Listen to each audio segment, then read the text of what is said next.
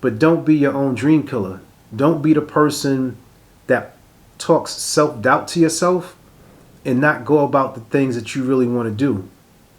Whatever it is that you want to do, you want to write it down, map it out, and take small steps every day to make sure you're doing it.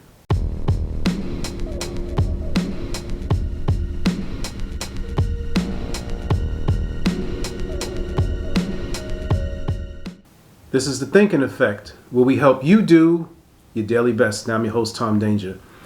Do you ever feel as if you are the killer of your own dreams? Like you really say to yourself, like, oh man, I don't like this job, or I don't want to be in this relationship, or I don't like this situation, but you still find yourself sitting in that situation. You know, I stayed at a job that I didn't, I'm not going to say a job. I'm going to say that in sharing this story, I was working because that's what I was taught to do. No one necessarily teaches us how to be independent, how to be independent thinkers, how to be small business owners. You know, we're taught to go to school, get a job, take care of the family, wash, rinse, repeat. Like, how often is it cultivated that we're taught, hey, every day, those dreams that you have as a kid, like, this is what you should be working on every day. Like, every day you should be dedicating time towards your dream. We're not taught that. We're taught to be robots, basically, right? We're being programmed to function and think in a particular way. You know, when I was growing up, I was told, you know, go to school, get a good job, take care of your family.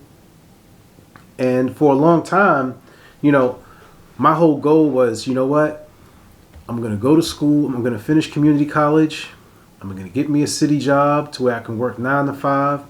And then when I get off at 5 o'clock, I'm going to work on my passion to become, you know, a hip hop artist.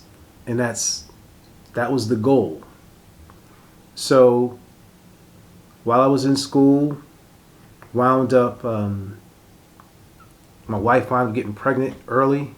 It was about, I want to say 18, 19 years old. Shout out to our oldest son. Killing it right now, engineer. And that whole plan that I had in my mind, it slowly, it went away.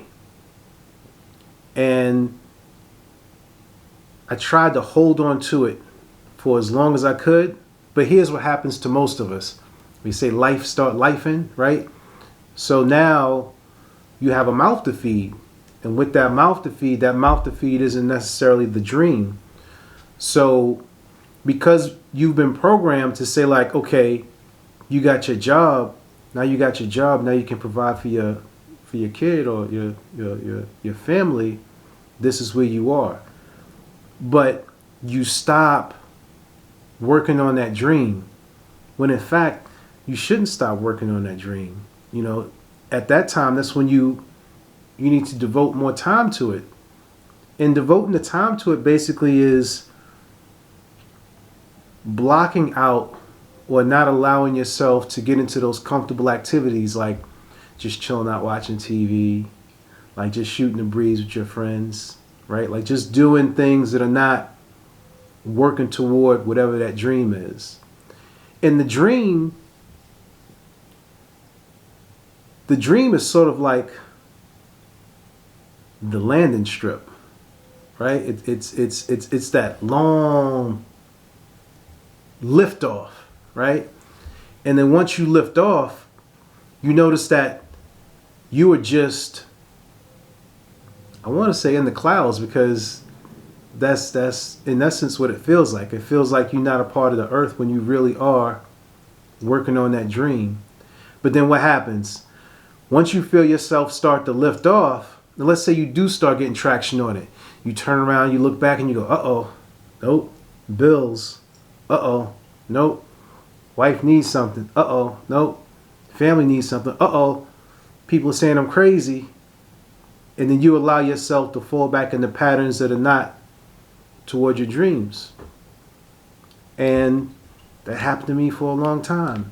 And the only way that I could get back into my dreams is when I would go through a super painful experience. You know, when my wife and I would have problems, I would start to write again. I would start to, work on the hip hop. Whenever the family and I got into a situation, then I started working on the craft again. So you'll notice that at times in your life, like when people say, like, when you say like, oh, I don't know what I want to do, think about that thing that brings you joy, and at some point in your life, you constantly go back to it. Like, if it's calling you back, or if you feel yourself drawn back to it, there is a part of it that is unfulfilled, and you should go back and check it out. Like, go back to that inner kid, talk to that kid within yourself, and be like, yo, like, what's up? Like, do we not play the game? Do we not fulfill the dream? What didn't we do so that you could have that part of your life to be satisfied, so that you can move on to something else? Because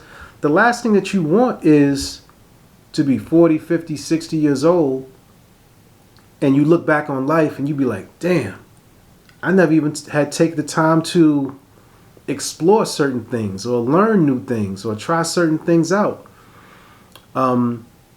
So I know that this is a little bit of a rant and it's all over the place, but don't be your own dream killer.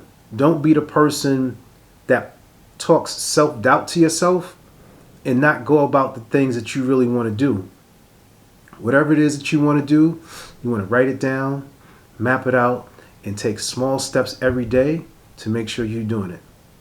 This is the Thinking Effect, where we help you do your daily best.